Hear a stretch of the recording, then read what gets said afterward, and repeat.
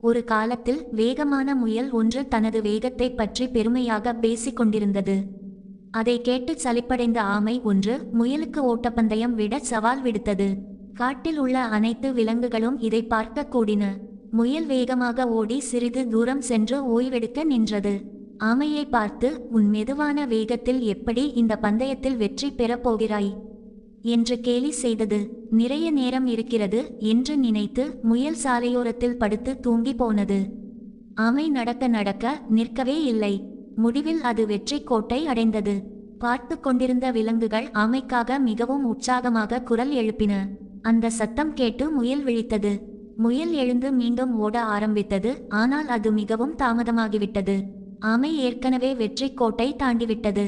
நீதி: மெதுவான மற்றும் நிலையான முயற்சி வெற்றியை தரும். ஆமையிடம் தோல்வியடைந்த பிறகு முயல் தன்னைத்தானே ஆராய்ந்து பார்த்தது. ஆரம்பத்தில் கடினமாக முயற்சி செய்தாலும் தன்னுடைய முயற்சியில் நிலையாக இருக்கவில்லை என்பதையும் அதிக நம்பிக்கையுடன் இருந்ததையும் உணர்ந்தது. தனது தவறுகளை திருத்திக் கொள்ள உறுதியளித்தது. மீண்டும் ஒரு பந்தயத்திற்கு ஆமையை அழைத்தது. இந்த முறை முயல் முழு தூரத்தையும் கவனமாக ஓட்டியது. நிச்சயமாக வெற்றி பெற்றது. நீதி: வேகமும் நிலைத்தன்மையும் மெதுவான மற்றும் நிலையானதை விட சிறந்தது. இரண்டாவது பந்தயத்தில் தோல்வியடைந்த பிறகு ஆமை நீண்ட நேரம் யோசித்தது. எந்த ஒரு வழக்கமான தரைப்பகுதியிலும் முயல் வேகமாகவும் நிலையாகவும் இருந்தால் வெற்றி பெறும் என்பதை அது அறிந்திருந்தது. எனவே பந்தயத்திற்கு வழக்கத்திற்கு மாறான ஒரு தரைப்பகுதியை தேர்ந்தெடுத்தது. மீண்டும் ஒரு பந்தயத்திற்கு முயலை அழைத்தது.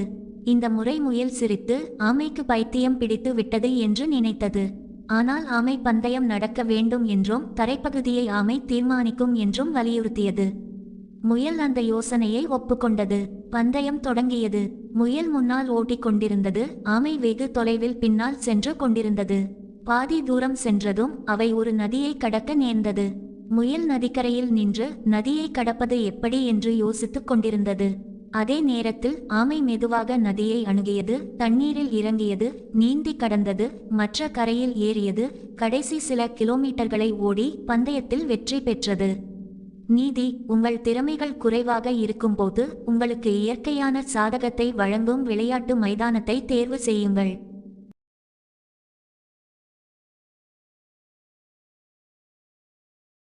ஒரு அழகான வசந்த நாளில் ஒரு சிவப்பு ரோஜா காட்டில் பூத்தது. ரோஜா தன்னை சுற்றி பார்த்தபோது அருகில் இருந்த ஒரு பைன் மரம், எவ்வளவு அழகான பூ! நானும் உன்னைப் போல அழகாக இருக்க விரும்புகிறேன் என்று கூறியது. மற்றொரு மரம், அன்பே பைன், வருத்தப்பட வேண்டாம், நாம் எல்லாவற்றையும் கொண்டிருக்க முடியாது என்றது. ரோஜா திரும்பி, நான் தான் இந்த காட்டில் மிகவும் அழகான பூ என்று தோன்றுகிறது என்று கூறியது. சூரியகாந்தி அதன் மஞ்சள் தலையை உயர்த்தி, ஏன் அப்படிச் சொல்கிறாய்? இந்த காட்டில் நிறைய அழகான பூக்கள் உள்ளன. நீ அவற்றில் ஒன்றுதான் என்று கேட்டது. சிவப்பு ரோஜா பதிலளித்தது, எல்லோரும் என்னை பார்த்து அடிமிர்த்து பாராட்டுகிறார்கள். பின்னர் ரோஜா ஒரு கற்றாழையை பார்த்து, முட்கள் நிறைந்த அந்த அசிங்கமான செடியை பார் என்று கூறியது. பைன் மரம், சிவப்பு ரோஜா, இது என்ன பேச்சு? அழகு என்றால் என்ன என்று யார் சொல்ல முடியும்? உனக்கும் முட்கள் இருக்கின்றன என்றது. கர்வம் கொண்ட சிவப்பு ரோஜா கோபமாக பைனை பார்த்து, உங்களுக்கு நல்ல ரசனை இருக்கிறது என்று நினைத்தேன். அழகு என்றால் என்னவென்று உங்களுக்கு தெரியாது. எனது முட்களை கற்றாழையின் முட்களுடன் ஒப்பிட முடியாது என்றது. எவ்வளவு கர்வம் கொண்ட பூ என்று மரங்கள் நினைத்தன. ரோஜா தனது வேர்களை கற்றாழையிலிருந்து விலக்க முயற்சித்தது. ஆனால் முடியவில்லை. நாட்கள் செல்லச் செல்ல சிவப்பு ரோஜா கற்றாழையை பார்த்து, இந்த செடி பயனற்றது. அதன் பக்கத்து வீட்டில் இருப்பது எனக்கு எவ்வளவு வருத்தமாக இருக்கிறது போன்ற அவதூறான விஷயங்களை கூறும். கற்றாழை ஒருபோதும் கோபப்படவில்லை. மேலும் ரோஜாவுக்கு அறிவுரை கூற முயன்றது. கடவுள் எந்த உயிரினத்தையும் ஒரு நோக்கமின்றி உருவாக்கவில்லை என்று கூறியது. வசந்த காலம் கடந்து வானிலை மிகவும் வெப்பமாக மாறியது. மழை இல்லாததால் காட்டில் வாழ்க்கை கடினமாக இருந்தது. சிவப்பு ரோஜா வாடத் தொடங்கியது. ஒரு நாள் ரோஜா சிட்டுக்குருவிகள் தங்கள் கொக்குகளை கற்றாழைக்குள் நுழைத்து பின்னர் புத்துணர்ச்சியுடன் பறந்து செல்வதை கண்டது. இது குழப்பமாக இருந்தது. சிவப்பு ரோஜா பைன் மரத்திடம் பறவைகள் என்ன செய்கின்றன என்று கேட்டது. பறவைகள் கற்றாழையிலிருந்து தண்ணீர் பெறுகின்றன என்று பைன் மரம் விளக்கியது. அவர்கள் துளைகள் போடும்போது வலிக்காதா என்று ரோஜா கேட்டது. ஆமாம், ஆனால் பறவைகள் துன்பப்படுவதை கற்றாழை விரும்பவில்லை என்று பைன் பதிலளித்தது. ரோஜா ஆச்சரியத்துடன் கண்களை திறந்து, கற்றாழையிடம் தண்ணீர் இருக்கிறதா என்று கேட்டது. ஆமாம், நீயும் அதிலிருந்து குடிக்கலாம். கற்றாழையின் உதவியை நீ கேட்டால் சிட்டுக்குருவி உனக்கு தண்ணீர் கொண்டு வர முடியும் என்றது. சிவப்பு ரோஜா கற்றாழையிடம் தண்ணீர் கேட்க மிகவும் வெட்கப்பட்டது. ஆனால் இறுதியாக உதவி கேட்டது. கற்றாழை கனிவுடன் ஒப்புக்கொண்டது. பறவைகள் தங்கள் கொக்குகளை தண்ணீரில் நிரப்பி ரோஜாவின் வேர்களுக்கு நீர் ஊற்றின. இவ்வாறு ரோஜா ஒரு பாடம் கற்றுக்கொண்டது. இனி யாரையும் அவர்களின் தோற்றத்தை வைத்து எடை போடக்கூடாது என்று தீர்மானித்தது. மலைகளின் உச்சியில் இரவு இருள் சூழ்ந்தது. மனிதனுக்கு எதுவும் தெரியவில்லை. பூச்சிய புலப்பாடு, சந்திரன் மற்றும் நட்சத்திரங்கள் மேகங்களால் மூடப்பட்டிருந்தன. மலை உச்சியின் சில அடிகள் கீழே இருந்தபோது அவன் வழுக்கி காற்றில் விழுந்தான். அதிக வேகத்தில் கீழே விழுந்தான். கீழே செல்லும்போது கருப்பு புள்ளிகளை மட்டுமே பார்க்க முடிந்தது. மேலும் ஈர்ப்பு விசையால் இழுக்கப்படும் பயங்கரமான உணர்வை உணர்ந்தான். அவன் தொடர்ந்து விழுந்து கொண்டிருந்தான். அந்த மிகுந்த பயத்தின் தருணங்களில் அவனது வாழ்க்கையின் நல்ல மற்றும் கெட்ட நிகழ்வுகள் அனைத்தும் அவன் மனதில் தோன்றின.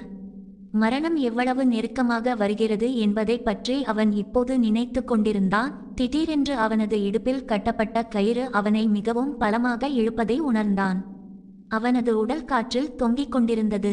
கயிறு மட்டுமே அவனை பிடித்து கொண்டிருந்தது.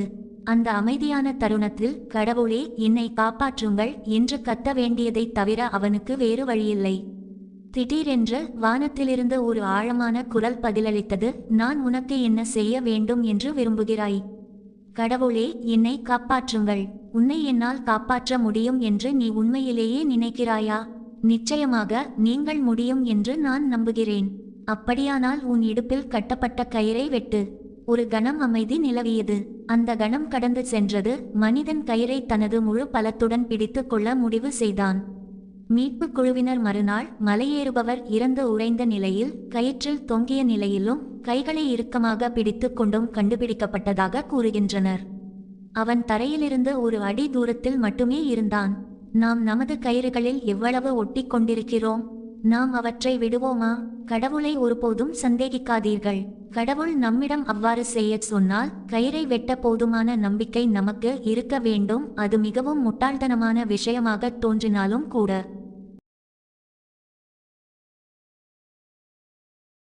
ஒரு காலத்தில் வறண்ட நிலத்தின் நடுவே பரந்த அடிமரமும் எண்ணற்ற கிளைகளும் கொண்ட ஒரு பெரிய மரம் இருந்தது.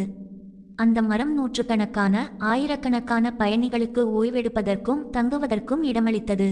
4 நகரங்களுக்கும் பல கிராமங்களுக்கும் அருகில் அமைந்திருந்ததால் மரம் பயணிகளுக்கு ஒரு சிறந்த சந்திப்பு இடமாக இருந்தது. ஒரு நாள் 2 பயணிகள் நீண்ட தூரம் நடந்து வந்த பிறகு அந்த மரத்தை அடைந்தனர். அவர்களின் இலக்கு அருகிலுள்ள நகரங்களில் ஒன்று. வெயிலும் வெப்பமும் நிறைந்த நாளாக இருந்தது. மரத்தின் கீழ் ஓய்வெடுக்க கிடைத்ததில் பயணிகள் மிகவும் மகிழ்ச்சியடைந்தனர். களைப்படைந்த அவர்கள் மரத்தின் அடியில் சாய்ந்தனர். குளிர்ந்த நிழலையும் மென்மையான காற்றையும் அனுபவித்தபடி சிறிது நேரம் தூங்கினர். சிறிது நேரம் கழித்து ஒரு பயணிக்கு பசித்தது. அவர்களிடம் உணவு எதுவும் இல்லை. பசியால் வாடிய பயணி மரத்தில் ஏதாவது பழம் இருக்கிறதா என்று பார்க்க மரத்தை நிமிர்ந்து பார்த்தான். எதுவும் கிடைக்காததால் அவன் மரத்தை சபிக்க ஆரம்பித்தான். ஓ, இது ஒரு பயனற்ற மரம். நம்மை உண்பதற்கு எதுவும் இல்லை. ஒரு பழம் கூட இல்லை. ஏன் கொட்டைகள் கூட இல்லை. இது எந்த பயனும் இல்லை.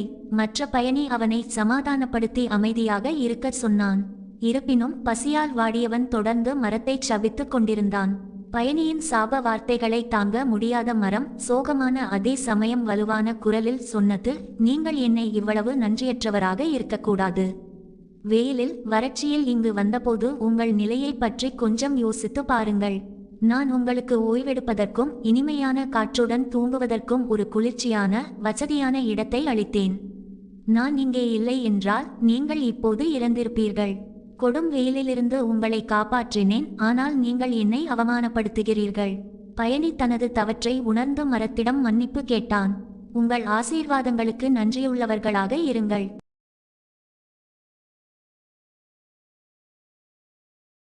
ஒரு காலத்தில் 3 பசுக்கள் ஒரு காட்டின் அருகில் உள்ள பசுமையான புதிய மேய்ச்சல் நிலத்தில் வாழ்ந்து வந்தன.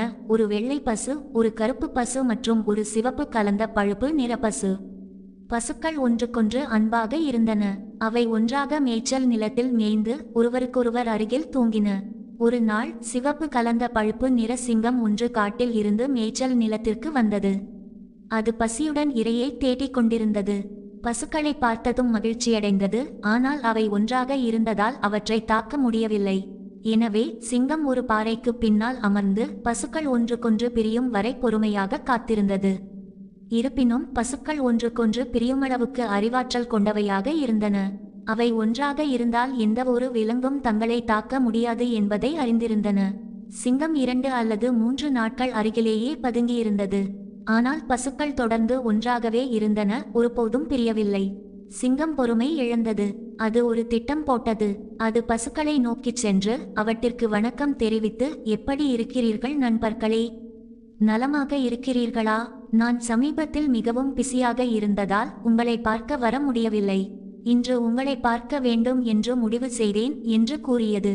சிவப்பு கலந்த பழுப்பு நிற பசு, ஐயா, உங்கள் வருகை எங்களை மிகவும் மகிழ்ச்சிப்படுத்தியது மற்றும் எங்கள் மேய்ச்சல் நிலத்தை பிரகாசமாக்கியது என்று கூறியது.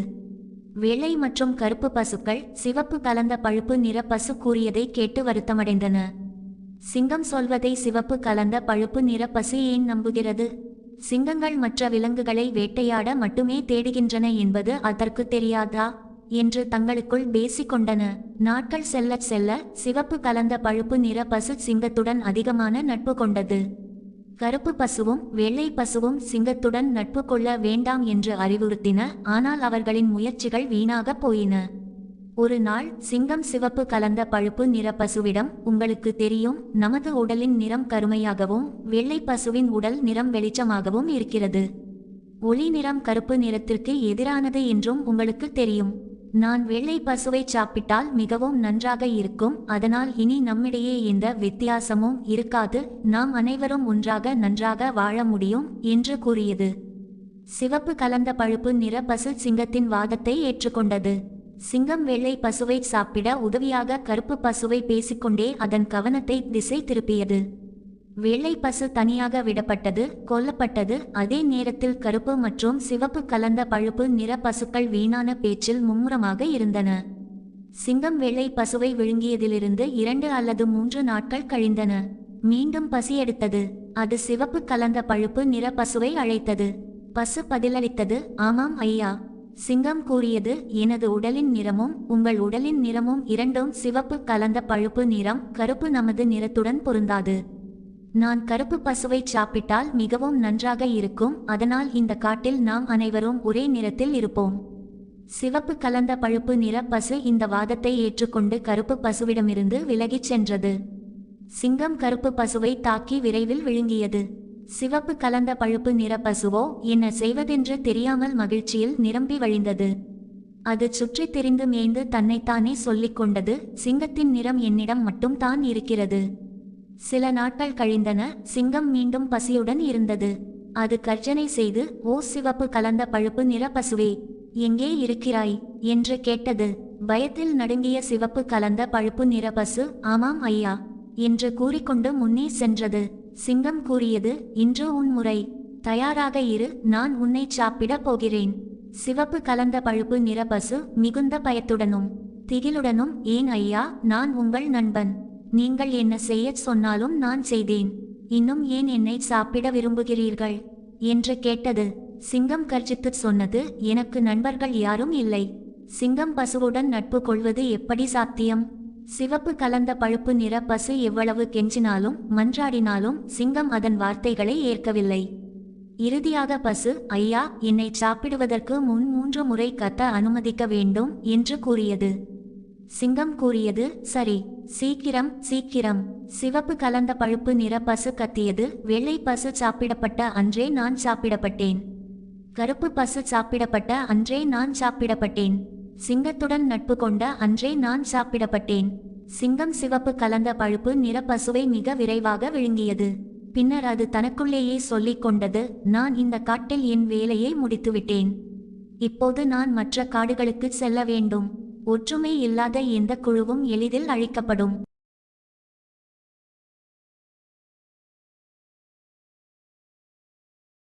ஒரு காலத்தில் ஒரு தாராள மனமும் இரக்க குணமும் கொண்ட மன்னர் ஒருவர் இருந்தார். ஆனால் மக்கள் தங்கள் மன்னரை பற்றி மகிழ்ச்சியாக இல்லை, ஏனெனில் மன்னர் மிகவும் சோம்பேறியாக இருந்தார். சாப்பிடுவதையும் தூங்குவதையும் தவிர வேறு எதுவும் செய்ய மாட்டார். அவர் நாட்கள், வாரங்கள் மற்றும் மாதங்களை தனது படுக்கையில் எதையாவது சாப்பிட்டு கொண்டோ அல்லது தூங்கிக் கொண்டோ கழித்தார். மன்னர் சோம்பேறித்தனத்தின் மொத்த உருவமாகி போனார். மக்கள் மன்னரை பற்றி கவலைப்படத் தொடங்கினர். ஒரு நாள் மன்னர் தனது உடலை கால் கூட அசைக்க முடியாமல் உணர்ந்தார். அவர் மிகவும் குண்டாகிவிட்டார். அவருடைய எதிரிகள் அவரை குண்டு ராஜா, பெருத்த ராஜா என்று கேலி செய்தனர்.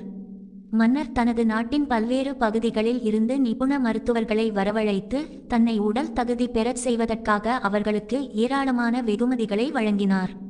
துரதிர்ஷ்டவசமாக யாரும் மன்னர் தனது உடல் நலத்தையும் உடற்தகுதியையும் திரும்ப பெற உதவ முடியவில்லை. மன்னர் ஏராளமான பணத்தை செலவழித்தார், ஆனால் எல்லாம் வீணாக போயின. ஒரு நல்ல காலை பொழுதில் ஒரு துறவி நாட்டிற்கு வந்தார். அவர் மன்னரின் உடல்நிலை சரியில்லாததை பற்றி கேள்விப்பட்டு அரண்மனையில் உள்ள அமைச்சரிடம் அவர் மன்னரை எளிதில் குணப்படுத்த முடியும் என்று தெரிவித்தார். நம்பிக்கையளிக்கும் இந்த வார்த்தைகளை கேட்ட அமைச்சர் மிகவும் மகிழ்ச்சியடைந்தார். தனது பிரச்சினையை தீர்க்க துறவியை சந்திக்கும்படி அவர் மன்னரிடம் வேண்டுகோள் விடுத்தார். துறவி தொலைதூர இடத்தில் வசித்து வந்தார். மன்னர் தனது உடலை அசைக்க முடியாததால் துறவியை அரண்மனைக்கு கொண்டு வருமாறு அமைச்சரிடம் கேட்டார். ஆனால் துறவி மறுத்துவிட்டார். குணமாக வேண்டுமென்றால் மன்னர் தன்னை தேடி வரவேண்டும் என்று அவர் கூறினார். கடுமையான முயற்சிகளுக்கு பிறகு மன்னர் துறவியின் இல்லத்தில் அவரை சந்தித்தார். துறவி மன்னரை புகழ்ந்து பேசினார். அவர் ஒரு நல்ல ஆட்சியாளர் என்றும் விரைவில் தனது உடல்நலத்தை மீண்டும் பெறுவார் என்றும் கூறினார். அடுத்த நாள் சிகிச்சைக்காக வருமாறு அவர் மன்னரிடம் கூறினார். துறவியின் இல்லத்திற்கு மன்னர் நடந்து வந்தால் மட்டுமே சிகிச்சை அளிக்கப்படும் என்றும் அவர் கூறினார். மன்னர் சாலையில் சில அடிகள் கூட நடக்க முடியவில்லை. ஆனால் தனது உதவியாளர்களின் உதவியுடன் துறவியின் இடத்தை அடைந்தார். துரதிர்ஷ்டவசமாக துறவி அங்கு இல்லை. அவரது பக்தர் மன்னர் அடுத்த நாள் சிகிச்சைக்காக அவரை வந்து சந்திக்கும்படி கேட்டுக்கொண்டார். இது 2 வாரங்களுக்கு தொடர்ந்தது. மன்னர் துறவியை சந்திக்கவே இல்லை, எந்த சிகிச்சையும் பெறவில்லை. படிப்படியாக மன்னர் தன்னை மிகவும் இலகுவாக உணர்ந்தார். கணிசமான அளவு எடை குறைந்தார் மற்றும் முன்பு இருந்ததை விட அதிக சுறுசுறுப்பாக உணர்ந்தார். துறவி ஏன் தன்னை நடந்து வரச் சொன்னார் என்பதற்கான காரணத்தை அவர் உணர்ந்தார். மிக விரைவில் மன்னர் தனது உடல்நலத்தை மீண்டும் பெற்றார். மக்கள் அவரது ராஜ்யத்தில் மிகவும் மகிழ்ச்சியாக இருந்தனர். உடல் நலமே செல்வம்.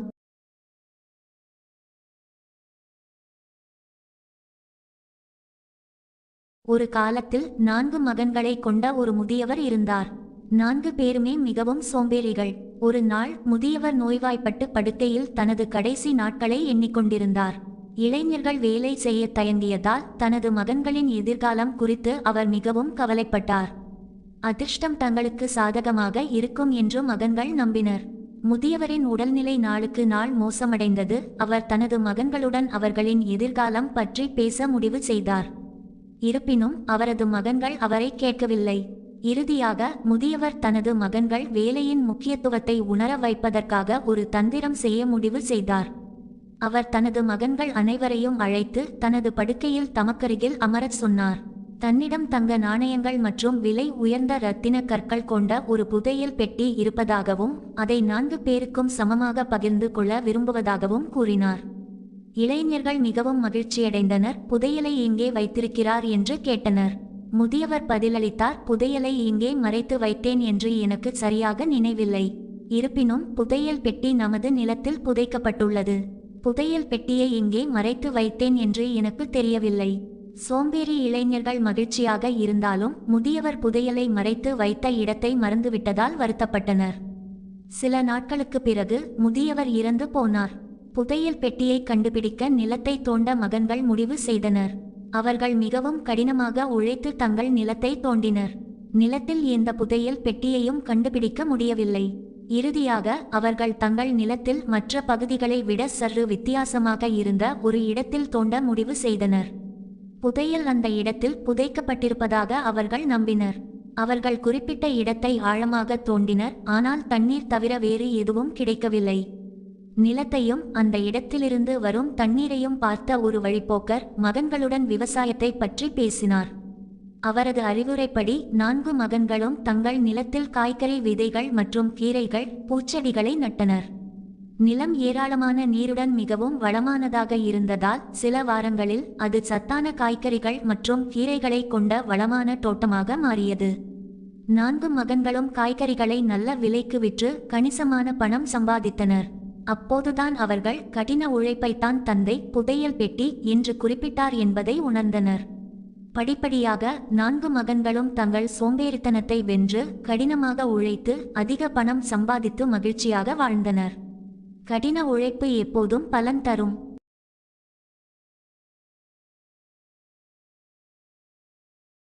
ஒரு காலத்தில் ஒரு தாராள மனமும் இரக்க குணமும் கொண்ட அரசர் ஒருவர் இருந்தார்.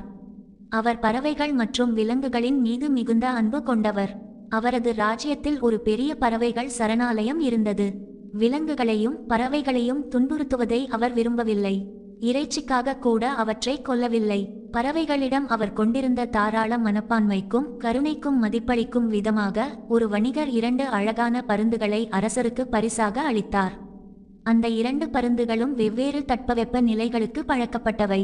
அரசர் வணிகருக்கு நன்றி தெரிவித்து தலைமை பறவை பயிற்சியாளரை அந்த அழகான பருந்துகளுக்கு அனைத்து வசதிகளையும் செய்து கொடுத்து தங்கள் நாட்டில் அவை வசதியாக உணரும்படி செய்யும்படி உத்தரவிட்டார். தலைமை பயிற்சியாளர் பறவைகளை கவனித்து கொண்டார். படிப்படியாக பறவைகள் நாட்டின் தட்பவெப்ப நிலைக்கு ஏற்றவாறு தங்களை மாற்றிக்கொண்டன. ஒரு நாள் அரசர் பருந்துகள் பறப்பதை பார்க்க விரும்பினார். ஏனெனில் அவற்றில் ஒன்று மிக உயர்ந்த உயரத்திற்கு அதிக வேகத்தில் பறக்க முடியும் என்று அவர் கேள்விப்பட்டிருந்தார். பறவை பயிற்சியாளர் பருந்தை கூண்டிலிருந்து வெளியே விட்டார். அது மிக உயரமாக மிக வேகமாக பறந்து சில நிமிடங்களில் கூண்டுக்கு திரும்பியது. அரசர் மிகவும் ஆச்சரியப்பட்டார். மேலும் பறவை பயிற்சியாளருக்கு ஒரு கைப்பிடி தங்க நாணயங்களை பரிசாக வழங்கினார். மற்ற பருந்து பற்றி விசாரித்தார். மற்ற பருந்து முதல் நாளிலிருந்து ஒரு அடி கூட நகரவில்லை, ஒரு கிளையில் அமர்ந்திருந்தது என்று பயிற்சியாளர் வருத்தத்துடன் கூறினார். தன்னால் முடிந்த அனைத்தையும் செய்தும் பறவையை நகர்த்த முடியவில்லை என்றும் அவர் மேலும் கூறினார். அரசர் அவரை சமாதானப்படுத்தி மற்ற பருந்தை பயிற்சி செய்ய அவரை விட அதிக அனுபவம் வாய்ந்த ஒருவரை அழைத்து வருவார் என்று கூறினார். விரைவில் பருந்தை நகர்த்தி பறக்கச் செய்ய யாராவது தேவை என்று அரசர் அறிவித்தார். இந்த அறிவிப்பை கேட்டதும் ஒரு வயதானவர் அரச அரண்மனையை அடைந்து மற்றதைப் போலவே பறவையையும் பறக்க வைப்பதாக உறுதியளித்தார். அரசர் தலைமை பயிற்சியாளரை வயதானவரை சரணாலயத்திற்கு அழைத்துச் சென்று பருந்துக்கு பயிற்சி அளிக்கும்படி கூறினார். மறுநாள் அவர் அவர்களை பார்க்கச் செல்வதாக கூறினார். மறுநாள் மற்ற பருந்து முதல் பருந்து போலவே அதிக வேகத்தில் அதிக உயரத்திற்கு பறப்பதை பார்த்து அரசர் மிகவும் ஆச்சரியப்பட்டார். அரசர் மிகவும் மகிழ்ச்சியடைந்தார். மேலும் வயதானவருக்கு ஒரு கைப்பிடி தங்க நாணயங்களை பரிசாக வழங்கினார். பிறகு அரசர் வயதானவரிடம் ஒரே நாளில் பறவையை பறக்கச் செய்ய என்ன செய்தீர்கள் என்று கேட்டார். அதற்கு வயதானவர் பருந்து உட்கார்ந்திருந்த மரத்தின் கிளையை வெட்டினேன் என்று எளிமையாக பதிலளித்தார். நம்மில் பலர் இப்படித்தான் இருக்கிறோம். பறக்கச் சிறகுகள் உள்ளன, எப்படி பறப்பது எங்கு பறப்பது என்று தெரியும். இன்னும் நாம் எதுவும் செய்யாமல் அல்லது மற்றவர்களை விட நம்மை தாழ்வாக உணர வைக்கும் ஒன்றை செய்து கொண்டு உட்காருகிறோம். பறக்கச் சிறகுகள் இருக்கும்போது சும்மா உட்காராதீர்கள்.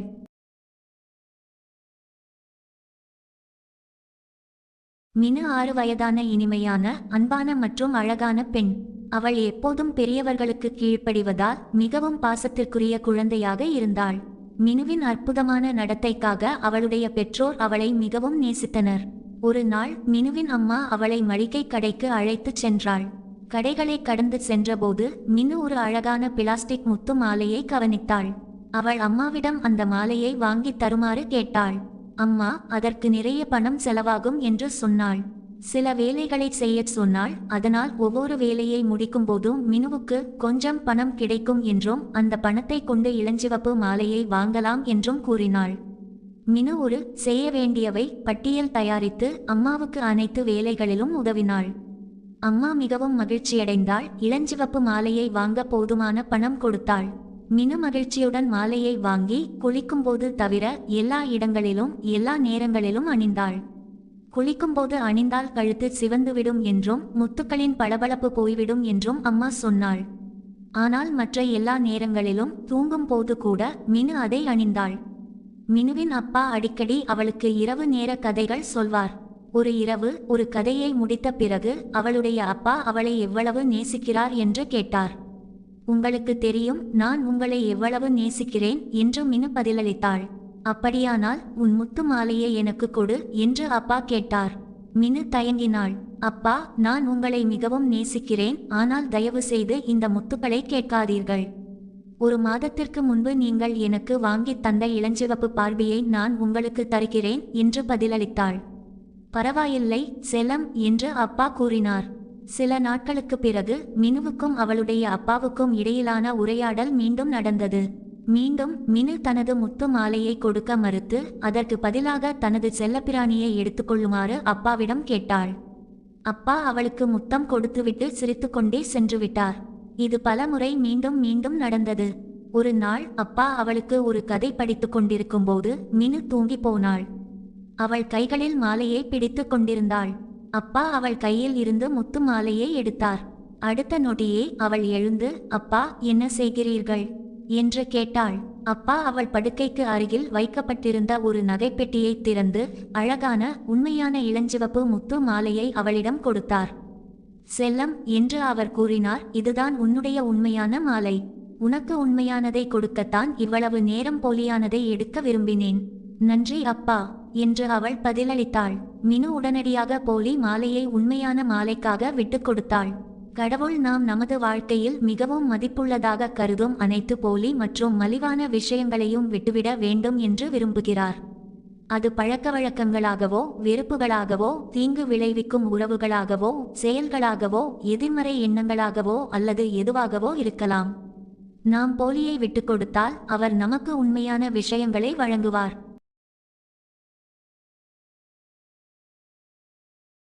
மேரி ஒரு இளம் பெண். அவள் எல்லாவற்றிற்கும் எரிச்சலடைவாள். அவள் வாழ்க்கையை பற்றிய எதிர்மறை மனப்பான்மையை கொண்டிருந்தாள். ஒருமுறை வாழ்க்கை தாங்க முடியாததாக உணர்ந்தபோது என்ன செய்வது என்று தன் தந்தையிடம் கேட்டாள். ஒரு பிரச்சனையை சமாளித்து தீர்க்க முடிந்தால் உடனடியாக மற்றொரு பிரச்சனை தொடரும் என்று அவள் அவரிடம் கூறினாள். அவளுடைய தந்தை அவளை சமாதானப்படுத்தி சமையலறைக்கு அழைத்து சென்றார். உருளைக்கிழங்கு, ஒரு முட்டை மற்றும் 2 தேக்கரண்டி தேயிலை எடுக்கச் சொன்னார். மேரி ஆச்சரியப்பட்டு, நீங்கள் என்னை சமைக்கச் சொல்கிறீர்களா என்று கேட்டாள். இல்லை என்று அவளுடைய தந்தை கூறினார். பின்னர் அவர் 3 பாத்திரங்களை எடுத்து ஒவ்வொரு பாத்திரத்திலும் 1 கப் தண்ணீர் ஊற்றினார். பாத்திரங்கள் அடுப்பில் வைக்கப்பட்டன. தண்ணீர் கொதிக்க ஆரம்பித்ததும் அவர் ஒரு பாத்திரத்தில் உருளைக்கிழங்கையும் 2வது பாத்திரத்தில் முட்டையையும் 3வது பாத்திரத்தில் தேயிலையையும் போட்டார். ஏன் இதையெல்லாம் செய்கிறீர்கள் என்று மேரி தன் தந்தையிடம் மிகவும் எரிச்சலுடன் கேட்டாள். கொஞ்சம் பொறுத்துக்கொள் என்று அவளுடைய தந்தை கூறினார். பொறுமையற்ற மகள் சுமார் 15 நிமிடங்கள் காத்திருக்க முடிந்தது. தந்தை உருளைக்கிழங்கை பானையிலிருந்து எடுத்து ஒரு தட்டில் வைத்தார். முட்டையையும் அதே போல் செய்தார். அவர் ஒரு கோப்பையை பயன்படுத்தி தேநீர் டிகாக்ஷனை வடிகட்டினார். இப்போது அவர் 2 தட்டுகளை, ஒன்று உருளைக்கிழங்குடனும் மற்றொன்று முட்டையுடனும் மற்றும் 1 கப் தேநீரை மேரி முன்வைத்தார். என்ன பார்க்கிறாய் என்று அவர் மேரியிடம் கேட்டார். உருளைக்கிழங்கு, முட்டை மற்றும் 1 கப் தேநீர் என்று மேரி கூறினாள். இல்லை, நீ சொல்வது தவறு என்று அவளுடைய தந்தை கூறினார். உற்று பார்த்து பதில் சொல் என்றார். மேரி மீண்டும் அதே பதிலை கூறினாள். இப்போது தொட்டுப்பார், பிறகு பதில் சொல் என்றார். உருளைக்கிழங்கு சமைக்கப்பட்டு மென்மையாக இருந்தது. முட்டை வேக வைக்கப்பட்டு கடினமாக இருந்தது. தேநீரில் இருந்து நல்ல மனம் வீசி கொண்டிருந்தது. மேரி சரியான பதிலை கண்டுபிடிக்க முடியவில்லை. அவளுடைய தந்தை கூறினார், உருளைக்கிழங்கு கொதிக்கும் முன் மிகவும் கடினமாகவும் வலுவாகவும் இருந்தது. இப்போது அது மென்மையாகவும் மிருதுவாகவும் மாறிவிட்டது.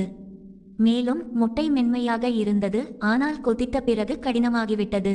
தேநீரை குடித்து பார், சுவையாக இருக்கிறது. மேரி, இதன் அர்த்தம் என்ன அப்பா? எனக்கு புரியவில்லை என்று கேட்டாள். ஒவ்வொரு பொருளும் தண்ணீருக்கு வித்தியாசமாக பதிலளித்தது. ஒவ்வொரு பொருளும் ஒரே மாதிரியான சூழ்நிலைகளில் ஒரே மாதிரியான துன்பங்களை எதிர்கொண்டன, ஆனால் வித்தியாசமாக எதிர்வினையாற்றின. உருளைக்கிழங்கை கொதிக்கும் நீரில் போட்டபோது மிகவும் பலவீனமாகிவிட்டது. மென்மையான முட்டை கொதிக்கும் நீரில் போட்டபோது மிகவும் கடினமாகிவிட்டது. தேயிலை இலைகள் தனித்துவமானவை. அது தண்ணீரை மாற்றியது, அதற்கு ஒரு தனித்துவமான சுவை மற்றும் நறுமணத்தை கொடுத்தது. அது புதிதாக ஒன்றை கொடுத்தது. துன்பங்களை அனுபவிக்கும் போதும் நாம் புதியதையும் தனித்துவமானதையும் உருவாக்க முடியும் என்பதை மேரி புரிந்து கொண்டாள். எனவே நீ யார்? உருளைக்கிழங்கா, முட்டையா அல்லது தேயிலை இலையா?